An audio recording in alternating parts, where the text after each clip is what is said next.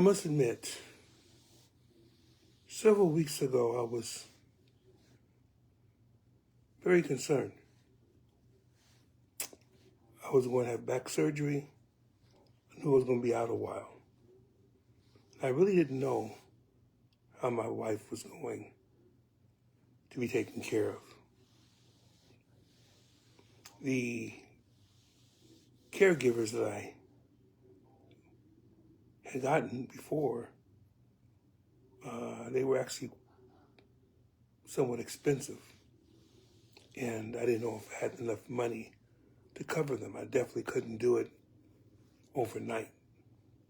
So I had to judiciously try to schedule them at peak hours during the day, in the morning hours, mid-morning to noon, and then during the early evening hours till around 10, 11 o'clock.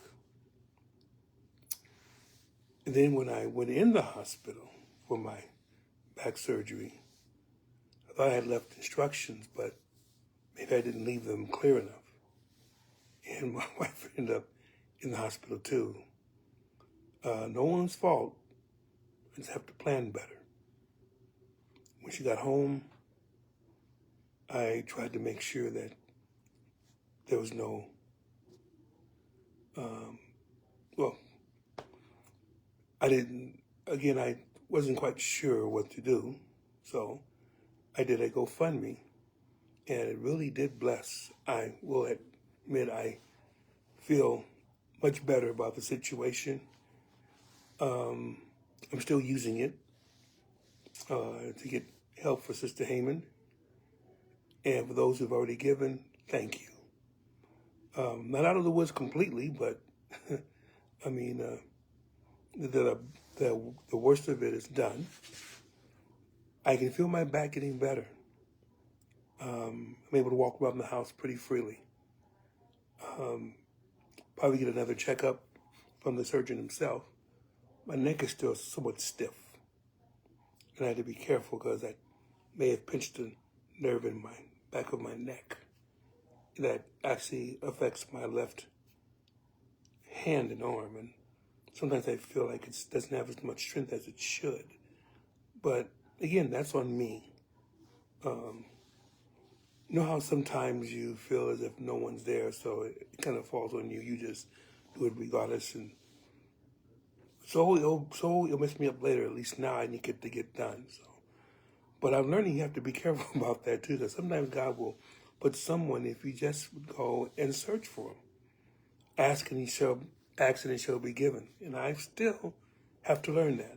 I will admit I have to learn certain things, that I'm not always by myself. And if I just wait a few minutes, I can actually get the help I need. But my back is still much better than what it was. It definitely feels much better than it did before the surgery. I was in pain all the time, saints. Didn't tell anyone that, but I was in pain constantly. Walking was a chore. It was a battle. I had to psych myself up to go to the store to get things, to put my wife into the car, to get her to dialysis and so on. That was a pretty rough time. But God, Jesus. I want to really thank one person who's been there from the very beginning when I first called this group called the Robin Hood Ladies. This is not Robin Hood, steal from the rich, give to the poor. This is actually a street called Robin Hood Place, where I live. The street is sort of in the shape of a J in terms of going in. So people sometimes think that you can bypass certain areas of a street that goes by us and then maybe go back on the street. But no, it's actually a cul-de-sac. Sort of a convoluted cul-de-sac, but still a cul-de-sac. Well, I contacted these ladies and kind of gave them my situation. And the Lord has truly blessed through those women. He truly has blessed. Amanda, definitely. Wanda, most definitely. But most of all, an elderly lady named Janet. I didn't know, maybe 6 years ago, I didn't know Janet, but there was a fire, a very devastating fire, and it involved her house. Her house was destroyed. She barely got out of it alive, and her family, her pets all died. And Sister Heyman was there too. As she watched this going on, the Lord told her to get something for these people, because all they had was the clothes on their back, and some were only halfway dressed. That quickly they had to get out of the house. And Sister Heyman provided them some clothes, got some shoes for their feet to protect them, a coat for at least one or two of them, and we didn't think of it any more of it. After the commotion, we went home. We saw the house first stayed in this condition, but they must have got insurance, and they started rebuilding the house, and looks very good right now, actually. Well, the woman who was helped, her name was Janet, and she's an elderly lady, but she remembered what Marcy did. And when she saw Marcy in the bed, she almost cried. She cried, and she was saying, "Thank you. Thank you so very much." And because of that, the Lord began working through this woman. First, she was coordinating lunches and dinners, making sure there was nothing that we needed. I couldn't do anything with my back, at least definitely the first 2 weeks. They told me, lay down, stay still, stay still.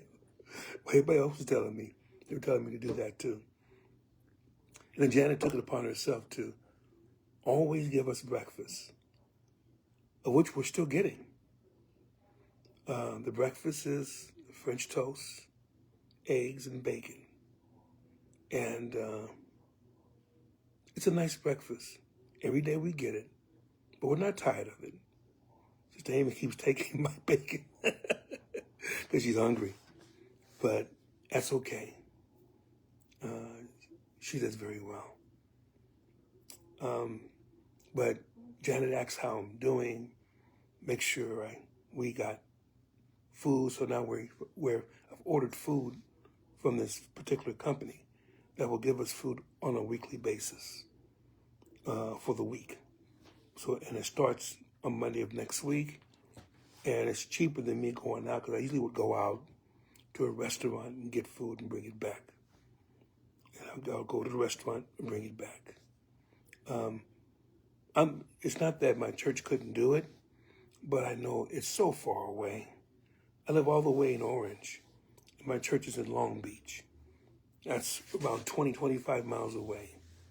That's one way. And they don't have to go all the way out there to get the food for me. So I don't begrudge them at all. But God placed someone there to help me when I needed help the most. And whatever avenue where the food comes in, I'm grateful for it. Well, this Janet, she said every day we're checking upon it. She's making sure that the caregivers are doing what they're supposed to do, not just sitting there twiddling their thumbs, watching over Sister Heyman. We made sure to give her a sponge bath. They change her clothes. They change her position on the bed. They clean up. They wash dishes. They do all these various things.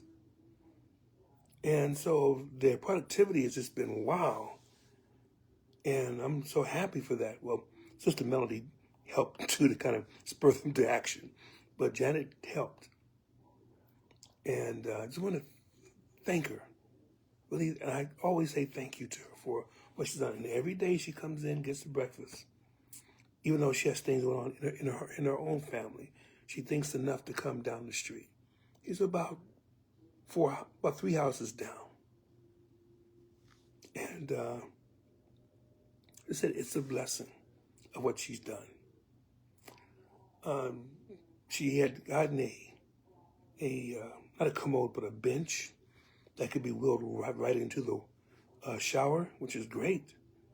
But then they couldn't open the door enough because we had the towel bars there.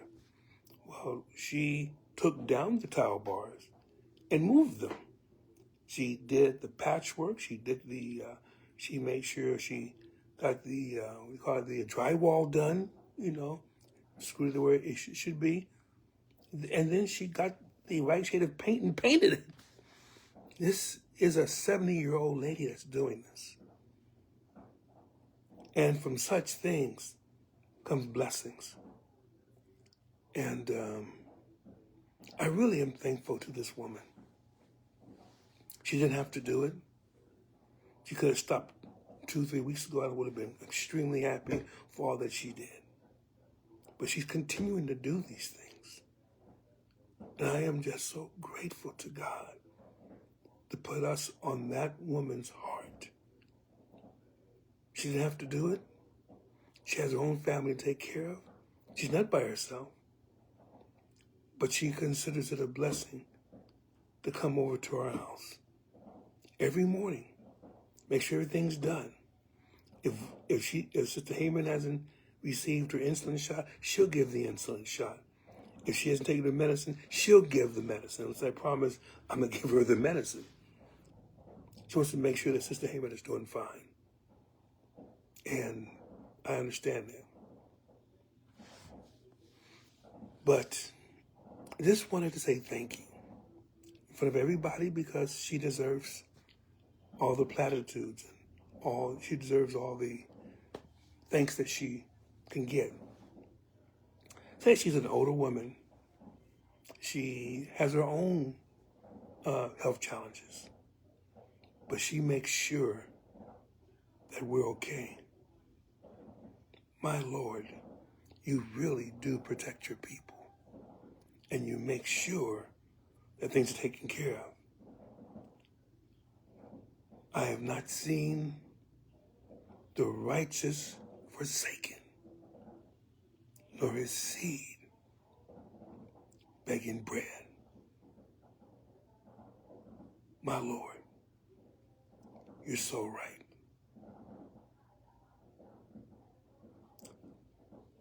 And the Lord is, again, he's getting more strength in my back every day. And we'll see what happens. God knows. In any case, I wanted to give a shout out of victory and of thanks. You guys have heard too much of all this stuff. Pray for me because I'm going through. Pray for me because I'm going through. And it's always a battle. But sometimes we have to report the victories of the battles. And this is one of those victories. As much as God has given me victory in this case, so he will do to you. Whatever the situation is, but you have to trust him. You really have to trust him. But just know, he'll never leave you nor forsake you. He will keep you in all your ways. Trust him. He will do it for you. Love you all. Keep praying for us as we both recover, my wife and I. I'm just so thankful for what he's done so far. This lets me know and makes me much more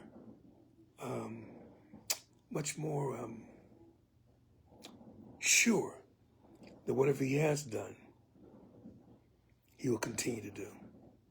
Love you all. God bless you. Take care in Jesus' name.